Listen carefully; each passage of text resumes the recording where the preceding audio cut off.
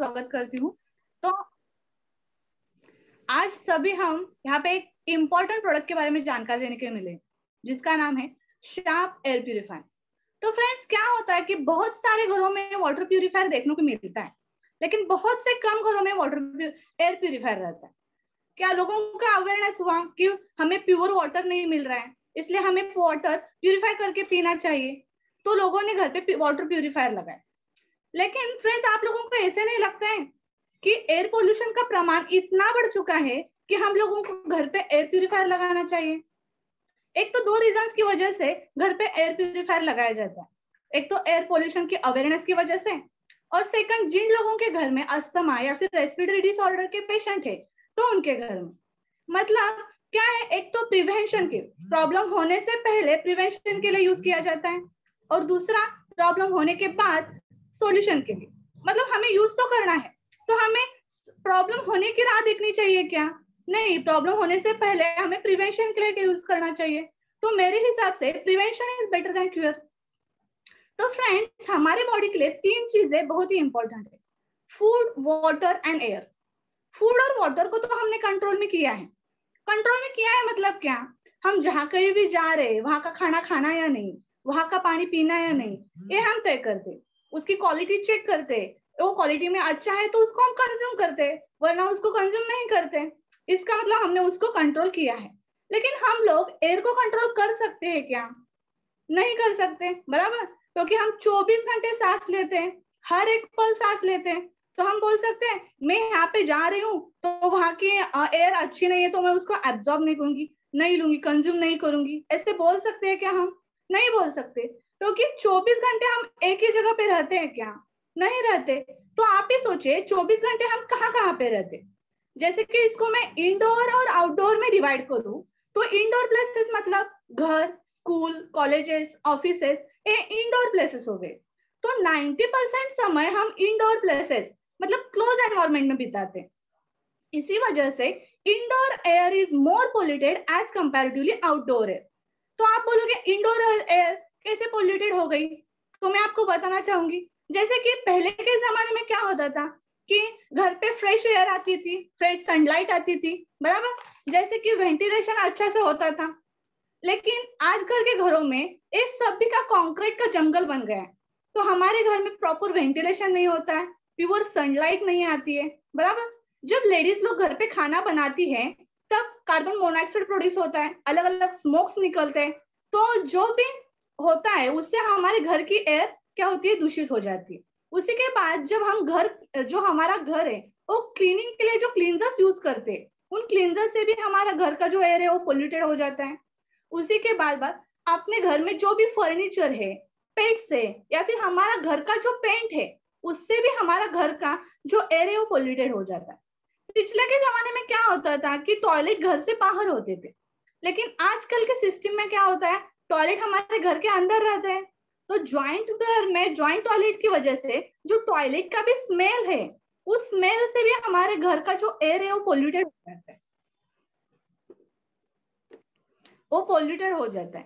तो इसी वजह से, इन सभी रीजंस की वजह से indoor air is more polluted as comparatively outdoor air. तो जो भी प्रॉपर वेंटिलेशन नहीं हो रहा है, उसकी वजह से जो एयर है वो घर से बाहर निकल रही है क्या? पोल्यूटेड एयर नहीं निकल रही, वो घर के अंदर ही घूमती रहती है। और जब भी हम सांस लेते हैं, तब उसी एयर के साथ साथ इस सभी वायरसेस, बैक्टीरिया, पोलन, मोल्ड, ये सब क्या होते हैं, हमारे बॉडी के अंदर चले जाते हैं, और जो हमारे रेस्पिरेटरी सिस्टम है उसको डैमेज कर देते हैं। उसी के वजह से हमें अलग अलग बीमारियां होने लगती है।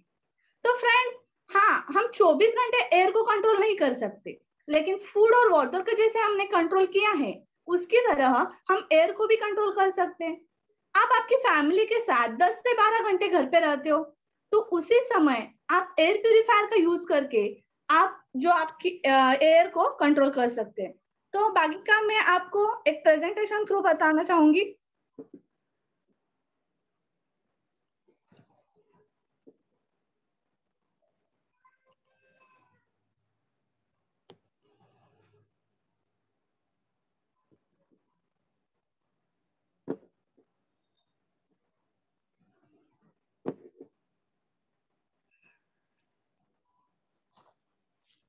सर स्क्रीन दिख रही है?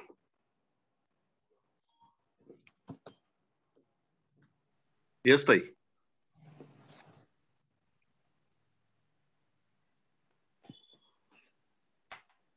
यस ताई, continue. Okay sir.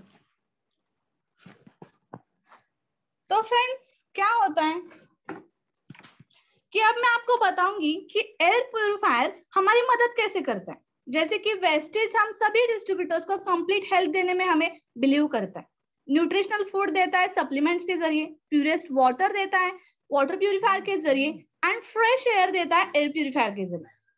Wastage sharp air purifier में प्लाज्मा क्लस्टर टेक्नोलॉजी है, जो कि natural air purification technology. Natural हवा में जो पॉजिटिव और निगेटिव आयोन्स होते हैं, वैसे आयोन्स ये प्लाज्मा डिस्चार्ज जनरेट करता है और हवा में छोड़ता है। शार्प ने 20 साल पहले नेचर से डिस्कवर करके उसे अपने सिस्टम में इनकॉर्पोरेट किया। तो प्लाज्मा क्लस्टर टेक्नोलॉजी उस वायरस को, मतलब कौन से वायरस को, नोवेल कोरोना वायरस यानी कोविड-19 को डिस्ट्रॉय कर सकता है। 2004 में जो पहला कोरोना वायरस पाया गया था, जिसका नाम था फिलाइन वायरस, उसको हमारा प्लाज्मा क्लस्टर डिस्ट्रॉय कर सकता है। ये सभी सर्टिफिकेट्स शार्प के पास मौजूद है, लेकिन लास्ट ईयर जब हमारे यहाँ कोरोना की सिचुएशन आई, तब उन्होंने उसको प्रमोट नहीं किया। तो क्यों नहीं किया? क्योंकि 2004 का स्ट्रेन और 2020 का स्ट्रेन दोनों भी बहुत ही अलग अलग थे, बराबर। तो इसी वजह से उन्होंने तब प्रमोट नहीं किया। लेकिन आज हमारे पास प्रूफ है कि प्लाज्मा क्लस्टर टेक्नोलॉजी SARS-CoV-2 यानी कोविड-19 को डीएक्टिवेट कर सकता है। आप यहाँ पे स्क्रीन पे देख सकते हो, लैब कंडीशन में पाया गया है कि प्लाज्मा क्लस्टर 91.3% SARS-CoV-2 यानी कोविड-19 को 30 सेकंड के अंदर रिड्यूस कर सकता है। मतलब क्या plasma cluster only and only 30 second में 91.3% कोविड-19 को रिड्यूस कर सकता है।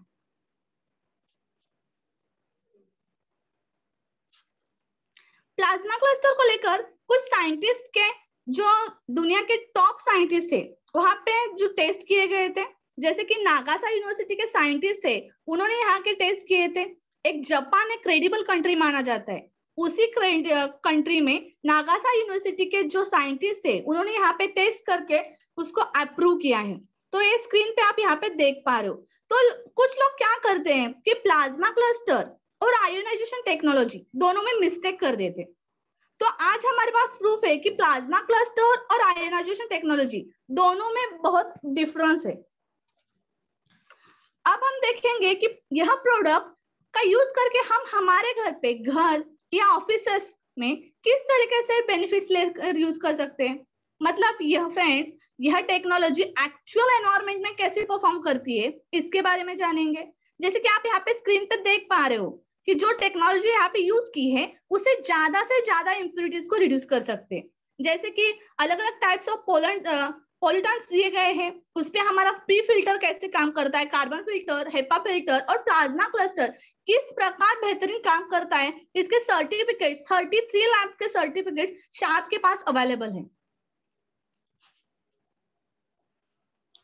तो यह टेक्नोलॉजी दो टाइप से काम करती है, एक तो एक्टिव पार्ट और सेकंड है पैसिव। तो एक्टिव पार्ट में प्लाज्मा क्लस्टर टेक्नोलॉजी मशीन के बाहर निकलकर काम करती है।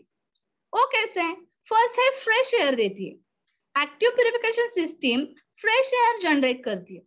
समझ लीजिए कि आप एक कमरे में हो, वहां पे आपको घुटन महसूस हो रही है, सांस लेने में तकलीफ हो रही है, सांस लेने में भारीपन होता है। तो जब शार्प का प्लाज्मा क्लस्टर उस कमरे में हम लगाते हैं, तो वहां की एयर को हल्का बना देता है और आपको सांस लेने में इजी फील होता है। सेकेंड है neutralise harmful VOC and other toxic gases. जैसे कि गैसेस और केमिकल टॉक्सिक सब्सटेंसेस को प्लाज्मा क्लस्टर न्यूट्रलाइज कर सकता है। आज की डेट में स्मेल बहुत ही इंपॉर्टेंट पॉइंट है। जैसे कि इंडोर प्लेसेस में पोल्यूशन में स्मेल कई तरह के होते हैं, जैसे कि मैंने बताया कि परफ्यूम का स्मेल है, पेंट का स्मेल है, फर्नीचर का स्मेल है, पेट्स का स्मेल रहता है, टॉयलेट का स्मेल है, या अलग अलग टाइप के स्मेल्स हमारे इंडोर पोल्यूशन में रहते हैं। इस तरह कई तरह के स्मेल को प्लाज्मा क्लस्टर न्यूट्रलाइज कर सकता है। kills microbes and other contagious elements।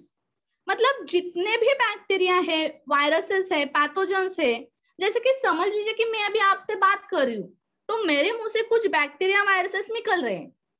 मेरे मुंह से निकलने वाले बैक्टीरिया वायरसेस मेरे बॉडी के लिए, मेरे लिए अच्छे हो सकते हैं, लेकिन मेरे सामने कोई अलग पर्सन है तो मेरे मुंह से निकलने वाले बैक्टीरिया वायरसेस उस पर्सन के लिए हार्मफुल हो सकते हैं। उसी प्रकार आपके घर में जब पेट है तो पेट से कुछ निकलने वाले बैक्टीरिया वायरसेस आपके लिए, आपके बच्चों के लिए भी हानिकारक हो सकते हैं। तो ये प्लाज्मा क्लस्टर क्रॉस इन्फेक्शन रोकता है, मतलब one person to other person, pets to person, person to child, ऐसे अलग अलग जो क्रॉस इन्फेक्शन रहते हैं उनको रोकने में हमें ये प्लाज्मा क्लस्टर हेल्प करता है। कई तरह के बैक्टीरिया वायरस है जैसे कि H1N1, swine flu, tuberculosis bacteria, fungal spores जैसे 29 अलग अलग बैक्टीरिया को किल कर सकता है। Remove static charge. फ्रेंड्स, आपको कैसे पता चलेगा कि आपके घर में स्टैटिक चार्ज है? जैसे कि आपके घर में पर्दे के पास से आप जब भी कभी भी गुजरते हो तो तब आपके बॉडी के बाल खड़े हो जाएंगे। आपके जो सीलिंग फैन घर में है उसमें मिट्टी का आ जाना, जो आपका सोफा सेट है उसमें चट का आवाज आना, उससे आपको पता चलेगा कि आपके घर में स्टैटिक चार्ज है। तो प्यूरिफायर लगाने से स्टैटिक चार्ज रिड्यूस हो जाता है। वो कैसे? और रिड्यूस हो जाएगा, उसी के साथ जो इम्प्योरिटीज है वो पर्दा या सोफे पे नहीं चिपकेगी।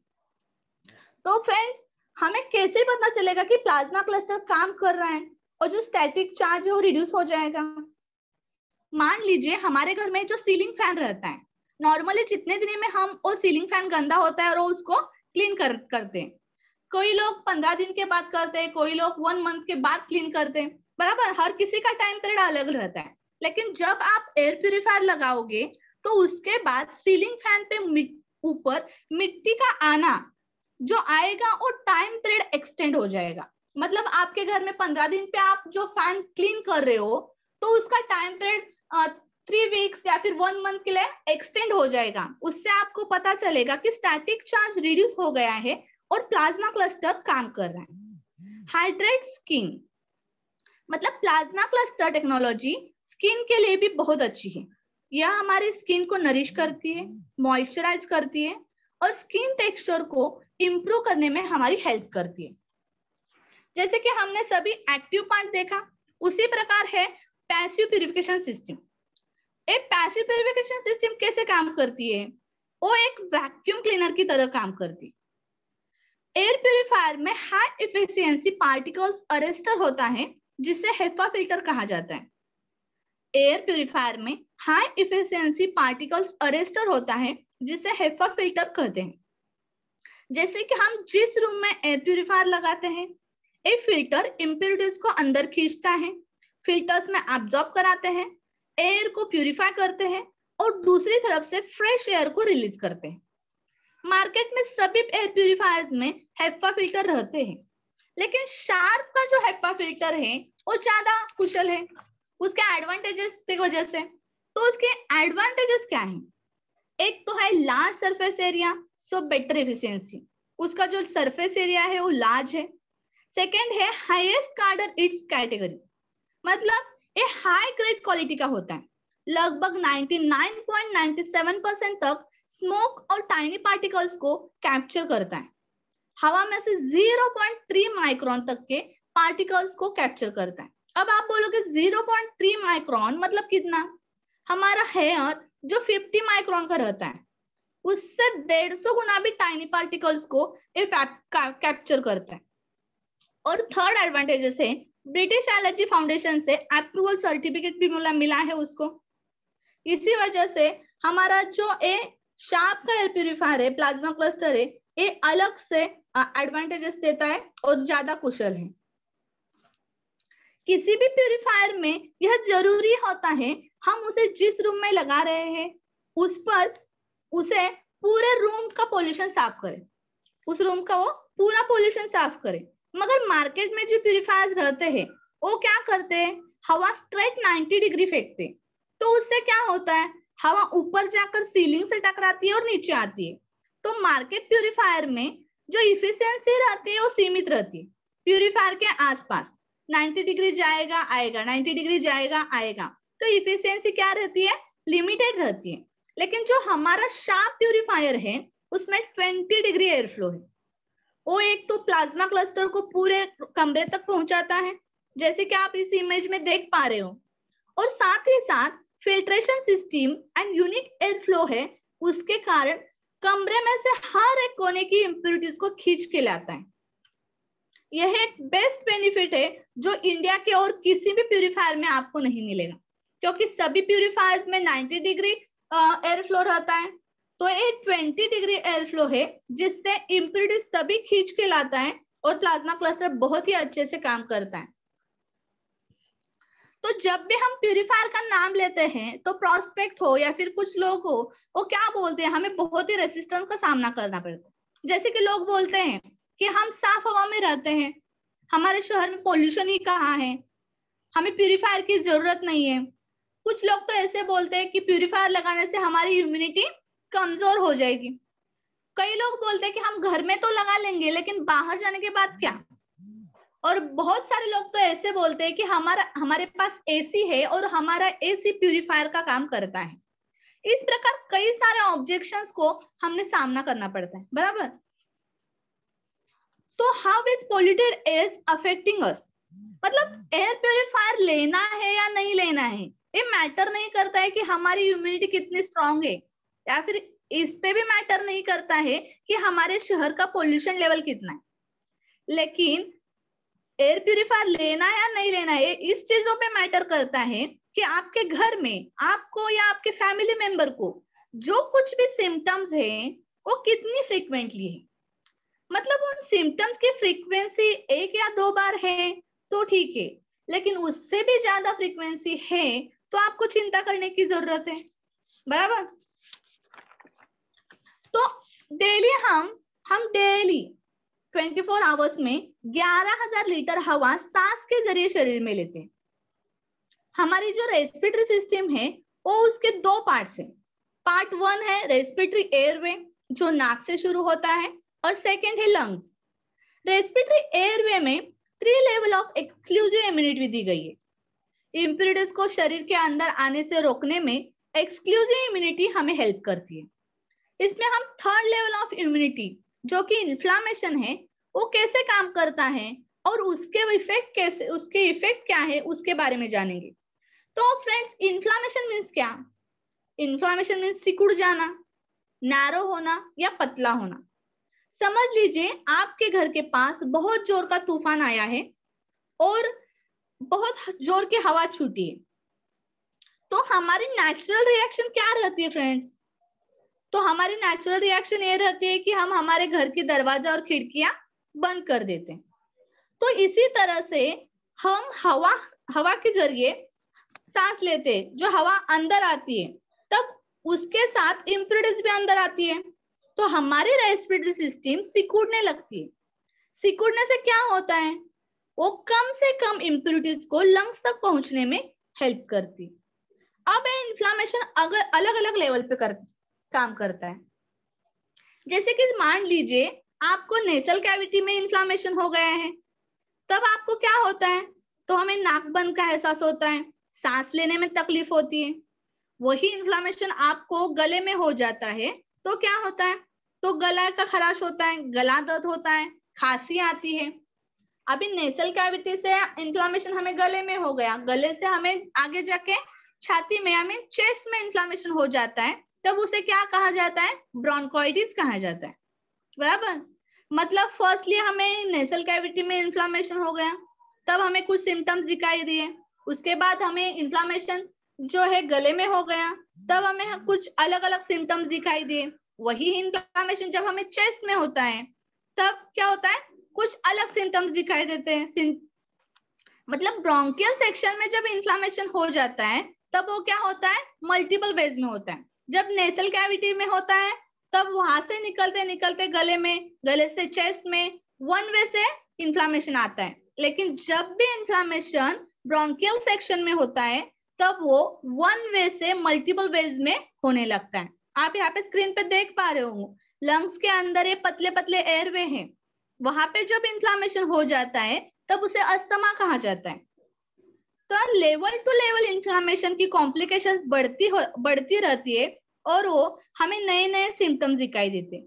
जैसे कि गले में हमें नाक में जब नेसल कैविटी में होता है तब अलग सिम्टम्स दिखाई दिए, गले में इन्फ्लामेशन होने के बाद अलग सिम्टम्स दिखाई दिए, और जब हमारी चेस्ट में इन्फ्लामेशन होता है, अस्थमा हमें होता है, तब ज्यादा सिम्टम्स हमें वहां पे दिखाई देते हैं।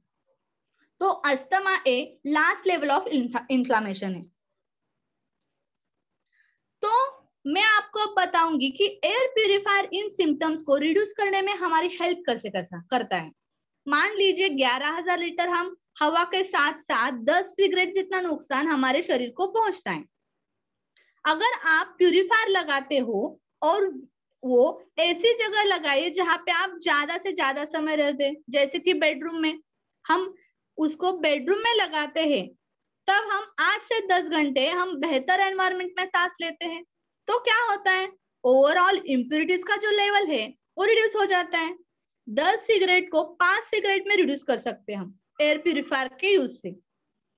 वैसे तो एक सिगरेट भी हमारे लिए नुकसान देता है, लेकिन कम से कम अपने इम्प्यूरिटीज के लेवल को रिड्यूस करें तो हमारी इम्यूनिटी सिस्टम है वो वहां पर रेस्ट कर सकती है, और हमारे जो रेस्पिरेटरी सिम्टम्स है वो वहां पे रिड्यूस होने में हमारी हेल्प होती है। तो फ्रेंड्स, कई लोगों को क्या लगता है कि एयर प्यूरिफायर के यूज से जो बच्चों की इम्यूनिटी है वो वीक हो जाए। तो मैं आपको बताना चाहूंगी, जैसे कि बच्चे जब माँ के पेट में रहते हैं तो क्या फ्रेश एयर लेते हैं, एकदम ताजी हवा उनको मिलती है, लेकिन बच्चा जब भी पैदा होता है तब पहले सेकंड से डेली उनको 11,000 लीटर पोल्यूटेड एयर को उनको एब्जॉर्ब करना पड़ता है, जैसे कि हम सभी लोग कर रहे हैं। तो उन छोटे बच्चों को भी वही पोल्यूटेड एयर ही लेनी पड़ती है। जब भी बच्चे पैदा होते हैं उनके हर एक ऑर्गन काफी सेंसिटिव रहते हैं, उन ऑर्गन्स को डेवलप होने में ज्यादा समय लगता है, ज्यादा से ज्यादा 8 से 9 साल लगते हैं बच्चों के जो ऑर्गन्स है वो अच्छे से डेवलप होने में, खास करके रेस्पिरेटरी सिस्टम को। तो फ्रेंड, जब बच्चे पैदा होते हैं तब हम एयर प्यूरिफायर का यूज कर रहे हैं, तो बच्चे क्या हो गए, बेटर क्वालिटी ऑफ एयर में आएंगे, उनको बेटर क्वालिटी ऑफ एयर मिलेगी। तो अच्छी एयर के साथ बच्चे जब बढ़ेंगे तब बच्चों की लंग कैपेसिटी इंक्रीज होने में हमारी हेल्प होगी, और बच्चों के जो सभी ऑर्गन्स हैं वो डेवलप होने में उनको एक अच्छा सा एटमॉस्फेयर मिलेगा। उससे बच्चों की जो इम्यूनिटी है वीक ना होते हुए बच्चों की इम्यूनिटी स्ट्रांग होने में यहाँ पे हेल्प मिलेगी। तो एयर प्यूरिफायर का वर्किंग हम जानेंगे, जैसे कि जिनको रेगुलर अस्थमा है या फिर मेडिसिन लेनी पड़ती है, उनके मेडिकेशन में 50% रिडक्शन ला सकते हैं हम एयर प्यूरिफायर का यूज करने से, वो भी 7 से 10 दिन के अंदर। जिन लोगों को मॉर्निंग एलर्जीज है, जैसे कि गले में खराश, गला दर्द, खांसी, उन लोगों का जो प्रॉब्लम है वो हम बंद कर सकते हैं, रिड्यूस कर सकते हैं 3 से 4 दिन में एयर प्यूरिफायर के यूज से। जैसे कि बच्चों को 0 to 3 इयर्स के बच्चे हैं, वो जब एयर प्यूरिफायर के यूज से इस्तेमाल से उनको बेटर क्वालिटी ऑफ एयर मिलेगी, बच्चों की लंग कैपेसिटी इंक्रीज होगी, उससे बच्चों की डेवलपमेंट होने में अच्छी से मदद होगी, और इससे बच्चों की इम्यूनिटी स्ट्रांग बनेगी। जिन लोगों को एसी रूम्स में रहने की आदत है, लेकिन एसी रूम्स में सो के उठने के बाद उनको सांस लेने में तकलीफ होती है, उनका नाक पैक हो जाता है, तो एयर प्यूरिफायर के यूज से वो 2 से 4 दिन के अंदर इजी सांस ले सकते हैं, उनकी जो प्रॉब्लम है वो रिड्यूस हो सकती है। फ्रेंड्स, यहाँ पे शार्प को जो एलर्जी यूके ऑर्गेनाइजेशन से सेल ऑफ अप्रूवल सर्टिफिकेट मिला है, वो भी आप यहाँ पे देख सकते हो। यहाँ पे आप देख सकते हो कि किन किन कैटेगरीज में एयर प्यूरिफायर से मदद मिल सकती है। जो लोगों को अस्थमा प्रॉब्लम है उन्हें एयर प्यूरिफायर बेनिफिट देता है, उनके वजह से लोगों की मेडिसिन कम बंद हो सकती है, उनका अस्थमा जो है वो नॉर्मल जो बंद भी पूरा अच्छे, जिन लोगों को बहुत ज्यादा अस्थमा है वो पूरा का पूरा एयर प्यूरिफायर के यूज से निकल भी जा सकता है। पेट ओनर्स, आजकल बहुत सारे लोगों को घर पे पेट्स रखने की आदत होती है या फिर अच्छा लगता है, हॉबी रहती है, तो उन पेट्स से हमारे घर में क्रॉस इन्फेक्शन हो सकता है। वो पेट्स का स्मेल रहता है, जो पेट डैंडर रहता है उससे हमारे घर में बच्चों को या फिर बूढ़ों को, किसी को भी जो क्रॉस इन्फेक्शन हो सकता है, वो क्रॉस इन्फेक्शन हम इफेक्टिवली रिड्यूस कर सकते, स्टॉप कर सकते। न्यूबॉर्न जो बेबी रहते उनके लिए एयर प्यूरिफायर हेल्प करता है। जैसे कि मैंने आपको बताया अभी अभी कि बेटर क्वालिटी ऑफ एयर में बच्चे आते हैं तो उनकी लंग कैपेसिटी इंक्रीज होती है, उनके सभी ऑर्गन्स अच्छे से डेवलप होने में हमें यहाँ पे हेल्प मिलेगी। People with ENT and lung ailments, जिन लोगों को बहुत सुबह उठने पर रेस्पिरेटरी सिम्टम्स आते हैं, तो उन लोगों को बेनिफिट देता है हमारा एयर प्यूरिफायर। जो लोग सेकंड हैंड स्मोकर, मतलब जिन लोगों के घर में कोई स्मोकर है, सिगरेट लेता है, माने वो घर में ले रहा है या फिर बालकनी में ले रहा है या फिर घर के बाहर लेके घर में आ रहा है, लेकिन फिर भी वो स्मेल हमारे घर पे आता है, तो हमारे घर में जो सेकंड हैंड स्मोकर रहते हैं, तो जो स्मोकर है तो उसी के वजह से एयर प्यूरिफायर जब हम लगाते हैं तो एक पैसिव स्मोकिंग या फिर सेकंड हैंड स्मोकिंग रिड्यूस कर सकते हैं हम। हमारे जो घर पे जो एयर आएगा तो उसे हम फ्रेश एयर कर सकते हैं और वो रोक सकते हैं। तो एयर प्यूरिफायर हमें कोविड-19 की सिचुएशन में तो हेल्प करेगा ही करेगा, लेकिन उसकी के साथ साथ जो रेस्पिरेटरी सिम्टम्स हमें रहते हैं, जैसे कि मॉर्निंग एलर्जी रहती है, थ्रोट इन्फेक्शन रहता है, साइनोसाइरस, सीजनल फ्लू, कफिंग, ये पूरे साल हमें परेशान करते रहते। जैसे कि गर्मी का सीजन है, बारिश आ गई, फिर ठंडी का सीजन आ गया, तो हम और हमारे बच्चे किसी ना किसी जो सिम्टम्स क्या बीमार पड़ते रहते। तो इन सभी रीजंस का लिए हमें हमारा एयर प्यूरिफायर हेल्प करेगा। तो आप बोलोगे जिन लोगों को अस्थमा है या फिर जिन लोगों को ये सभी सिम्टम्स है उन्हीं ने ये यूज करना है क्या? तो नहीं। तो वैसे शार्प एयर प्यूरिफायर इन लोगों के साथ साथ हेल्दी लोगों को भी हेल्प करता है। मतलब क्या, अगर आज हमें कोई बीमारी नहीं है, कोई प्रॉब्लम नहीं है, तो आगे चल के हमें होने वाला है या नहीं हमें पता नहीं, लेकिन आगे चल के हमें कोई परेशानी ना हो, कोई प्रॉब्लम ना हो, इसके लिए हम अभी से एयर प्यूरिफायर का यूज करेंगे तो हम बेटर क्वालिटी ऑफ एयर में आएंगे, हमारी जो बॉडी है वो बेस्ट क्वालिटी के एयर लेंगी, तो जो भी आगे चलकर शायद हमें जो परेशानियां होने होगी वो नहीं होगी, वो यहाँ पे खत्म हो जाएगी और जो हमें आगे प्रॉब्लम्स नहीं होंगे। इसीलिए हर एक बंदे ने अपने घर के लिए, अपनी फैमिली को हेल्दी रखने के लिए एयर प्यूरिफायर का यूज करना ही चाहिए। तो फ्रेंड्स, एयर प्यूरिफायर का हम यूज कैसे करें? एयर प्यूरिफायर यहाँ पे लगाइए जहाँ पे हम ज्यादा से ज्यादा टाइम स्पेंड कर रहे हैं, जैसे कि रात में बेडरूम में या फिर ऑफिस रूम में हमें लगाना है। Ventilate at least 4 to 5 hours per day, हमें हर एक दिन 4 to 5 आवर्स उसको वेंटिलेट करना है। Use purifier for 12 to 15 hours, 12 से 15 घंटे हमें उसको यूज करना ही है। तो इंस्टॉलेशन गाइडेंस का यूज करके, सही यूज करके हमें उसका रेफर करना है। एयर प्यूरिफायर प्री फिल्टर और फिल्टर की क्लीनिंग टाइम टू टाइम कीजिए, उससे क्या होगा, जो उसका मेंटेनेंस है वो अच्छा रहेगा और जो आपको रिजल्ट्स मिलने चाहिए वो बेस्ट रिजल्ट्स मिलेंगे। कुछ लोग क्या करते हैं, जो cleaning monthly time to time करनी है वो नहीं करते, उसी की वजह से उनको जो रिजल्ट्स मिलने चाहिए वो अच्छे से रिजल्ट्स नहीं मिलते। इसके लिए उसकी जो क्लीनिंग रहती है वो बहुत ही इजी क्लीनिंग है, लेकिन टाइम टू टाइम करनी बहुत ही जरूरी है। एयर प्यूरिफायर के यूज में पावर कंजम्पशन बहुत ही लो रहता है। एवरी 2 ईयर्स में फिल्टर चेंज कीजिए, जिससे आपको रिजल्ट्स बहुत ही अच्छे आएंगे। तो कुछ लोगों के क्वेश्चन रहते हैं एयर प्यूरिफायर के लिए। तो कुछ लोग क्या करते हैं, बहुत सारे लोगों को लगता है कि एयर प्यूरिफायर के यूज से हमारी इम्यूनिटी वीक हो जाएगी। जैसे मैंने आपको बताया था, एयर प्यूरिफायर के यूज से हमें बेटर क्वालिटी ऑफ एयर मिलती है, हमारी लंग कैपेसिटी इंक्रीज होती है, जिससे हमारी इम्यूनिटी वीक ना होते हुए स्ट्रांग होने में हमारी हेल्प मिलेगी। कुछ लोग बोलते हैं कि आपका एयर प्यूरिफायर की कॉस्ट 18,500 है, वो बहुत ज्यादा है, उसी के प्राइस में एसी आता है और एसी प्यूरिफायर का काम भी कर देता है। तो फ्रेंड्स, ये क्वेश्चन मैं आपको यहाँ पे बताना चाहूंगी इसका आंसर। जैसे कि हाँ, एसी के प्यूरिफायर के प्राइस में एसी बहुत आ जाता है, लेकिन एसी ओनली कूलिंग का काम करता है, ना ही एसी में प्लाज्मा क्लस्टर टेक्नोलॉजी रहती है और ना ही हेपा फिल्टर रहता है।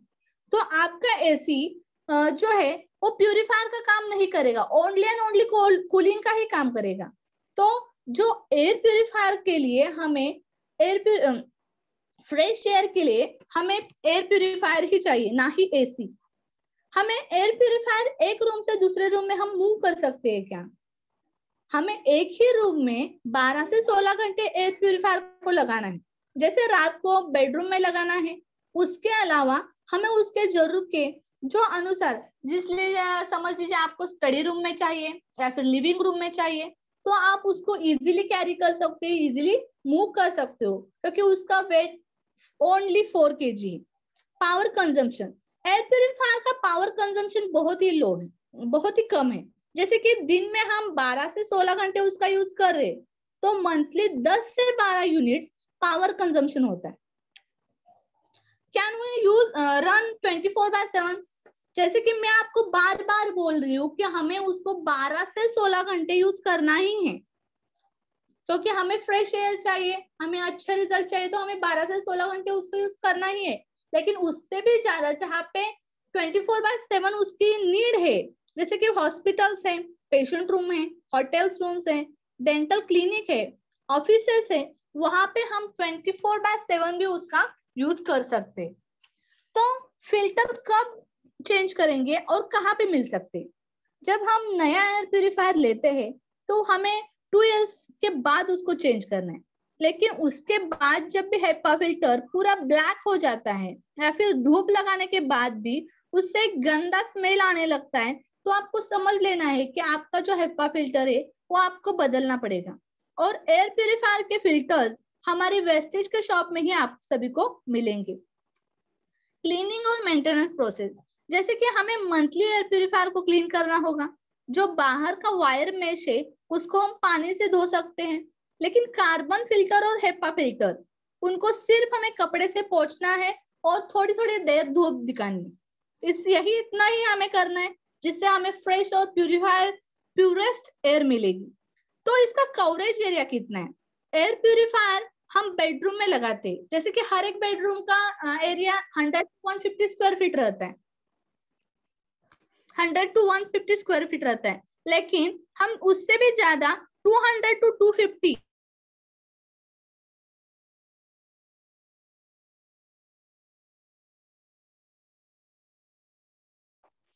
इतने एरिया में उसका यूज कर सकते हैं। तो इसी प्रकार एयर प्यूरिफायर हमें बेनिफिट्स देता है। तो thank you so much friends, यहाँ पे मेरा प्रेजेंटेशन खत्म होता है। Thank you so much Sandeep sir, आपने मुझे मौका दिया। और आगे